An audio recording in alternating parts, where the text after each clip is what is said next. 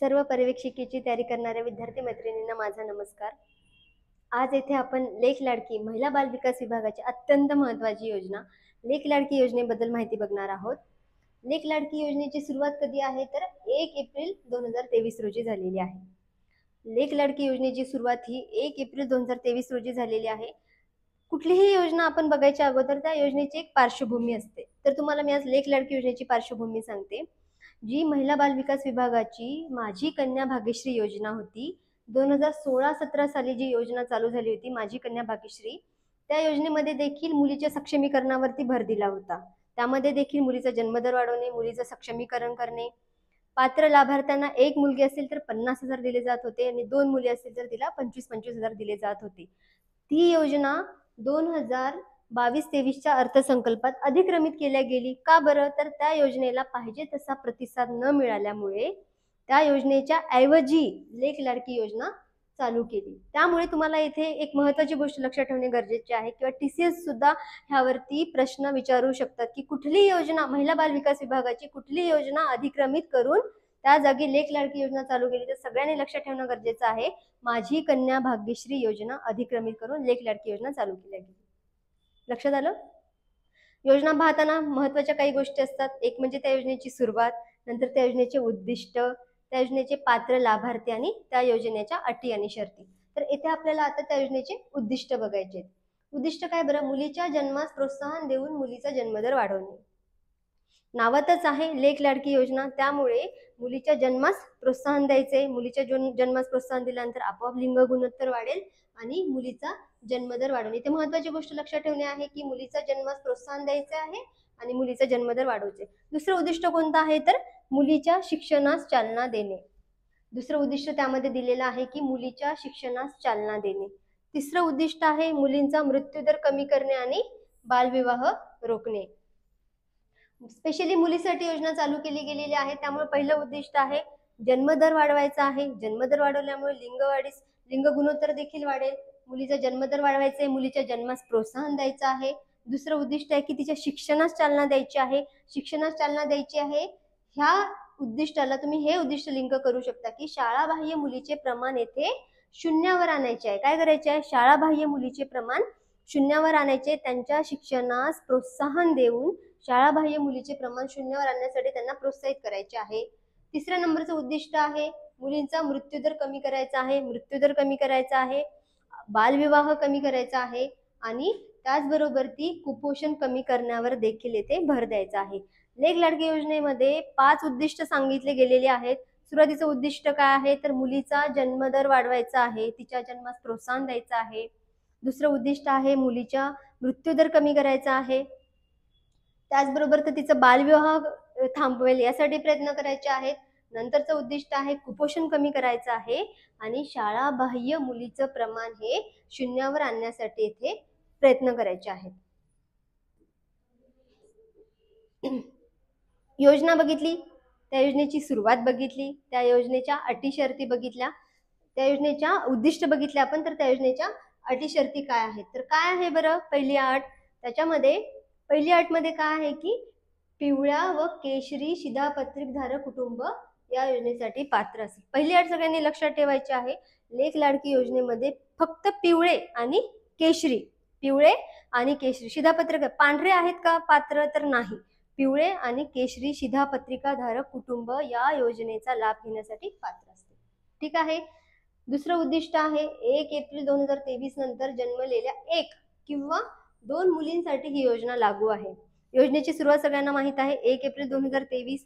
त्यामध्ये दुसरं उद्दिष्ट सांगितलेलं आहे की 1 एप्रिल 2023 नंतर जर एक मुलगी जन्माला आली तिलाही योजनेचा लाभ मिळणार आहे। जर 2 मुली जन्माला आलेल्या असतील तर त्यांनाही या योजनेचा लाभ मिळणार आहे। बरं, एक मुलगी व एक मुलगा असल्यास मुलीला लाभ मिळेल। 2023 नंतर जन्मलेला एक मुलगा असेल किंवा मुलगी असेल तर त्यापैकी कुणाला लाभ मिळेल तर फक्त मुलीला लाभ मिळेल। लक्षात आलं हे? दुसरी अट। तिसरी अट आहे पहिल्या अपत्याच्या तिसऱ्या हप्त्यासाठी व दुसऱ्या अपत्याच्या दुसऱ्या हप्त्यासाठी अर्ज करताना माता पित्याने कुटुंब नियोजन केल्याचे प्रमाणपत्र देणे हे बंधनकारक आहे। काय करायचं आहे? पहिल्या अपत्याच्या तिसऱ्या हप्त्यासाठी या योजनेचा लाभ घेणारे जे पालक आहेत त्यांनी काय करायचं आहे, पहिल्या अपत्याच्या 3ऱ्या हप्त्यासाठी, म्हणजे इथे पहिलं अपत्य आहे त्याच्या 3ऱ्या हप्त्यासाठी आणि दुसरं अपत्य आहे त्याच्या 2ऱ्या हप्त्यासाठी कुटुंब नियोजन शस्त्रक्रिया केल्याचं प्रमाणपत्र देणे बंधनकारक आहे. दुसऱ्या प्रसूतीवेळी जुळी अपत्ये जन्माला आली आणि त्यात एक मुलगी किंवा दोन्ही मुलींना लाभ मिळेल, पण त्यावेळी माता किंवा पित्याने कुटुंब नियोजन शस्त्रक्रिया करणे अनिवार्य आहे. ह्याच्यामध्ये एक गोष्ट लक्षात ठेवायची आहे, जर 1 एप्रिल 2000 पूर्वी त्यांना मुलगा असेल किंवा मुलगी असेल, पण जेव्हा दुसरी प्रसूती असेल तर दुसऱ्या प्रसूतीच्या वेळी जर जुळी अपत्य जन्माला आली, जुळ्या अपत्यामध्ये 2 मुली असेल तर त्या दोन्ही मुलींना हा लाभ मिळणार आहे. पण जुळ्या अपत्यामध्ये जर एक मुलगी आणि एक मुलगा असेल तर त्या एका मुलीला लाभ मिळणार आहे. पण ह्यामध्ये महत्वाची गोष्ट लक्षात ठेवायची आहे की येथे त्यांना अगोदरच कुटुंब नियोजन शस्त्रक्रिया करणे अनिवार्य आहे आणि त्याचं प्रमाणपत्र सादर केल्यानंतरच हा तिथे लाभ मिळू शकतो. ठीक आहे, लक्षात आलं. चौथी अट आहे, 1 एप्रिल 2000 पूर्वी एक मुलगी किंवा एक मुलगा आहे व त्यानंतर जन्माला आलेल्या दुसऱ्या मुलीला किंवा मुलींनाही हा लाभ मिळणार आहे. येथे जुळ्या मुलींना हा शब्द पाहिजे. एखाद्या पालकाला 1 एप्रिल 2000 पूर्वी एक मुलगी आहे, 1 एप्रिल 2000 पूर्वी एक मुलगी आहे, पण त्याच्यानंतर त्यांना जर एक मुलगी झाली तर त्या मुलींना लाभ मिळेल. त्यांना जर जुळ्या मुली झाल्या तर त्या जुळ्या मुलींना देखील या योजनेचा लाभ मिळणार आहे. त्यामध्ये तुम्हाला मी सुरुवातीचीच अट सांगितली, पिवळा आणि केशरी शिधापत्रिकाधारक कुटुंब ह्या योजनेसाठी पात्र असतात. शिधापत्रिकाची अटच आहे त्याच्यामध्ये की ज्या कुटुंबाचं वार्षिक उत्पन्न 1 लाखापेक्षा जास्त नसावे, त्या कुटुंबाचं वार्षिक उत्पन्न हे 1 लाखापेक्षा जास्त नसावे, त्यांनाच ह्या योजनेचा लाभ मिळणार आहे. तुम्हाला मी अटी सांगितलेल्या आहेत, त्या अटीमध्ये आपल्याला एक 5च अटी लक्षात ठेवायच्या आहेत. त्याच्यामध्ये काय आहे, सुरुवातीची अट आहे पिवळा आणि केशरी शिधापत्रिकाधारक कुटुंब या योजनेसाठी पात्र असणार आहे. त्याच्यामध्ये त्या कुटुंबाचं वार्षिक उत्पन्न हे 1 लाखापेक्षा जास्त नसायला पाहिजे. दुसरी अट आहे त्याच्यामध्ये, जर 1 एप्रिल 2023 नंतर एक किंवा दोन्ही मुली असतील तर त्या दोन्ही मुलींना लाभ आहे, पण त्याच्यामध्ये जर एक मुलगा आणि एक मुलगी असेल तर त्या मुलींना तो लाभ आहे. जुळ्या मुली असतील तर तो जुळ्या मुलींनाही तो लाभ देय आहे.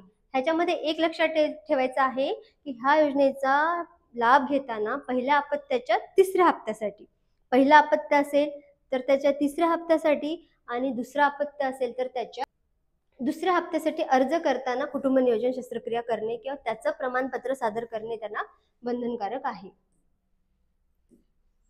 उद्दिष्ट सगळ्यांच्या लक्षात आले आहेत. तर मुळात या योजनेमध्ये लाभ कसा मिळणार आहे हे आपण आता बघूयात. ह्याच्यामध्ये महत्वाची गोष्ट लक्षात ठेवायची आहे का या योजनेचा लाभ हा 5 टप्प्यात दिला जाणार आहे. किती टप्प्यात आहे, तर या योजनेचा लाभ हा 5 टप्प्यात दिला जाणार आहे. हा प्रश्न देखील TCS मध्ये विचारू शकतात. मुलगी जन्माला आली, मुलगी जन्माला आल्याबरोबर तिला किती लाभ मिळणार आहे, 5000 मिळणार आहे. जन्माला आल्याबरोबर 5000चा लाभ मिळणार आहे. मुलगी जेव्हा पहिलीत जाईल तेव्हा कितीचा लाभ मिळणार आहे, 6000 रुपयाचा लाभ मिळणार आहे. मुलगी जन्माला आली तिला 5000 रुपयाचा लाभ आहे. मुलगी पहिलीत गेली तिला 6000 रुपयाचा लाभ आहे. मुलगी 6वीत गेल्यानंतर तिला 7000 रुपयाचा लाभ मिळणार आहे. जेव्हा मुलगी 11वीत जाईल, 11वीत गेल्यानंतर तिला 8000 रुपयाचा लाभ मिळणार आहे आणि मुलीचे वय जेव्हा 18 वर्ष पूर्ण होईल तिला तेव्हा तब्बल 75,000 रुपये मिळणार आहेत. त्यामुळे या योजनेचा एकूण लाभ हा 1,01,000 रुपये आहे. हे लक्षात ठेवणं गरजेचं आहे. एकूण लाभ किती मिळणार आहे, तर 1,01,000 रुपये हा लाभ मिळणार आहे. त्याच्यामध्ये एकदम साधी गोष्ट आहे, लक्षात ठेवायचं. सुरुवातीला जेव्हा जन्म झाल्यानंतर किती आहेत, जन्म झाल्यानंतर 5000 रुपये आहेत. जन्म झाल्यानंतर 5000 रुपये आहेत. मुलगी जेव्हा पहिलीत जाईल तेव्हा किती आहेत, 6000 रुपये आहेत. मुलगी पहिलीत जाईल तेव्हा 6000 रुपये आहेत. मुलगी जेव्हा 6वीत जाईल तेव्हा 7000 रुपये आहेत. मुलगी जेव्हा 6वीत जाईल तेव्हा 7000 रुपये आहेत. मुलगी जेव्हा 11वीत जाईल तेव्हा तिला 8000 रुपयांचा लाभ मिळणार आहे. आणि मुलीचे वय जेव्हा 18 वर्ष होईल तेव्हा तिला 75,000 रुपये मिळणार आहेत.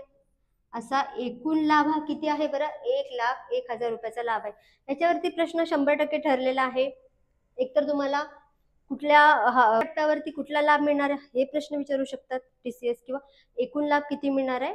त्यामुळे ह्या गोष्टी सगळ्यांनी लक्षात ठेवणे खूप गरजेचे आहेत. आपण लेक लाडकी योजना बघितली. सुरुवातीला काय सर्वात महत्वाचं तुम्हाला लक्षात ठेवायचं की सुरुवात कधी झाली. प्रत्येक योजना जेव्हा अभ्यासाल तेव्हा योजनेच्या एक 4 गोष्टी असतात. सुरुवात, तिचे उद्दिष्ट, अटी, पात्र, शर्ती किंवा पात्र लाभार्थी कोणते. त्याच्यामध्ये आपण आतापर्यंत योजनेची व्यवस्थित माहिती बघितलेली आहे. या योजनेवरती काही प्रश्न आपण सोडून घेऊया. ठीक आहे. महत्वाचं विचारलंच आहे की महत्वाच्या गोष्टी माहितीच आहे की लेक लाडकी योजनेचे प्रमुख उद्दिष्ट काय आहे. मुलांचा जन्मदर, एखाद्या पालकाला मुलगा असेल आणि मुलगी असेल तरी मुलीला तो लाभ मिळणार आहे. त्यामुळे इथे एखादं कन्फ्युजन होऊ शकते. पण मुळात या योजनेचा भर कशावरती दिलेला आहे तर मुलीचा जन्मदर वाढवणे. त्यामुळे मुलांचा जन्मदराचा इथे काही संबंध असेल का तर नाही. महिलांना रोजगार देणे त्याचाही विषय असणार नाही. गरीब कुटुंबांना मदत करणे त्याचाही विषय असणार नाही. त्यामुळे लेक लाडकी योजनेचे प्रमुख उद्दिष्ट काय आहे तर मुलीचा जन्मदर वाढवणे. लक्षात आलं. दुसरा प्रश्न आहे, लेक लाडकी योजनेअंतर्गत लाभ कोणत्या शिधापत्रिकाधारक कुटुंबांना मिळेल. आपण अटी आणि शर्तीमध्ये बघितलेला आहे. पांढऱ्या शिधापत्रिकाधारक असतील का तर नाही. निळ्याचा काही विषय येत नाही. पिवळ्या आणि केशरी, इथे अत्यंत महत्वाची गोष्ट आहे की पिवळ्या आणि केशरी शिधापत्रिकाधारक कुटुंबांना या योजनेचा लाभ मिळणार आहे. त्यातच ही अट लक्षात ठेवायची आहे की त्या कुटुंबाचं वार्षिक उत्पन्न किती पाहिजे 1,00,000 रुपये. 1,00,000 रुपये वार्षिक उत्पन्न असणाऱ्या कुटुंबांनाच ह्या योजनेचा लाभ मिळणार आहे. पुढचा प्रश्न आहे, 1 एप्रिल 2023 नंतर जन्मलेल्या मुलींसाठी योजना लागू आहे. तर ही योजना किती मुलींसाठी लागू आहे. आपण बघितलेलं आहे आत्ताच. फक्त एका मुलीसाठी असेल का तर नाही. 1 किंवा 2 मुलीसाठी असेल का तर हो. 3 मुलींसाठी असेल का नाही. जुळ्या मुलींसाठी असेल का तर नाही. जर आपण अटी आणि शर्तीमध्ये बघितलं की 1 एप्रिल 2023 पूर्वीची एक मुलगी असेल, पण 1 एप्रिल 2023 नंतर जी झालेली मुलगी आहे तिला हा लाभ मिळणार आहे. इथे डेट सर्वात महत्वाची कोणती आहे तर 1 एप्रिल 2023. बरं, 1 एप्रिल 2023 नंतर जर जुळ्या मुली झाल्या असतील तर त्यांना देखील या योजनेचा लाभ मिळणार आहे. केवळ जुळ्या येईल का, इथे हा शब्द आहे केवळ. जुळ्या मुलींसाठी आहे, पण कधीच्या जुळ्या मुली असतील समजा तर 1 एप्रिल 2023 नंतरच्या. लक्षात आलं. त्यामुळे प्रश्न सोडवताना व्यवस्थित हा प्रश्न वाचला पाहिजे. त्याच्यामध्ये तुम्हाला ह्या शब्दांमध्ये फिरू शकतात केवळ आणि फक्त, या गोष्टींवरती व्यवस्थित लक्ष देणं गरजेचं आहे. पुढचा प्रश्न बघूयात. 1 एप्रिल 2023 नंतर जन्मलेल्या मुलींसाठी योजना लागू आहे. तर ही योजना पहिल्या अपत्याच्या 3ऱ्या हप्त्यासाठी कुटुंबाने कोणते प्रमाणपत्र सादर करणे बंधनकारक आहे. आपण आता अटी आणि शर्तीमध्येच बघितलेलं आहे. कुठले प्रमाणपत्र आहे बरं. उत्पन्नाचा दाखला आहे का तर नाही. उत्पन्नाचा दाखल्याचा काही विषय होता का नाही. ओळखपत्राचा विषय होता का नाही. ओळखपत्र लागणार आहे, पण इथे प्रश्न काय विचारलेला आहे 3ऱ्या हप्त्यासाठी किंवा 2ऱ्या हप्त्यासाठी कुठलं प्रमाणपत्र. अटीमध्येच महत्वाचा विषय आहे ती कुठलं प्रमाणपत्र लागणार आहे तर त्या अपत्याने कुटुंब नियोजनाचं प्रमाणपत्र सादर करणं बंधनकारक आहे. ओके. पुढचा प्रश्न आहे, दुसऱ्या प्रसूती वेळी जुळ्या मुलींचा लाभ मिळवायचा असेल तर पालकाने कोणती प्रक्रिया केली पाहिजे. पहिली प्रसूतीच्या वेळेस मुलगा असेल मुलगी असेल, पण दुसऱ्या प्रसूतीच्या वेळेस जुळ्या मुली असेल त्यांनाही लाभ आहे. दुसऱ्या प्रसूतीच्या वेळेस 1 एप्रिल 2023 नंतर मुलगी असेल तर तिलाही तो लाभ मिळणार आहे. पण ह्याच्यामध्ये एक अट महत्वाची होती की दुसऱ्या प्रसूती वेळी जुळ्या मुलींना लाभ मिळायचा असेल तर त्याच्यामध्ये कुठलं प्रमाणपत्र आहे बरं तर कुटुंब नियोजन शस्त्रक्रिया करणे येथे बंधनकारक आहे. उत्पन्नाचा दाखल्याचा विषय येतो का तर नाही. शाळा प्रवेश प्रमाणपत्र नाही. आधार कार्ड सादर करणे नाही. तर दुसऱ्या प्रसूतीच्या वेळेस एखाद्या पालकाला त्या योजनेचा लाभ घ्यायचा असेल आणि त्यांना जर जुळ्या मुली असतील तर त्यांना कुटुंब नियोजन शस्त्रक्रियेचं प्रमाणपत्र सादर करणे बंधनकारक आहे. अशा प्रकारे आपण येथे आज लेक लाडकी योजना बघितली. त्याच्यामध्ये सुरुवात कधी झाली, त्या योजनेचे उद्दिष्ट काय होते, अटी शर्ती काय होतात, असे एकंदरीत TCSच्या परीक्षेच्या अनुषंगाने किंवा कुठल्या गोष्टींवरती प्रश्न विचारले त्या अनुषंगाने आपण ही योजना बघितली. अशाच पुढे आपण सगळ्या योजना बघणार आहोत. तरी काही कुणाला या योजनेमध्ये अडचण असेल तर नक्की कमेंट करा. धन्यवाद.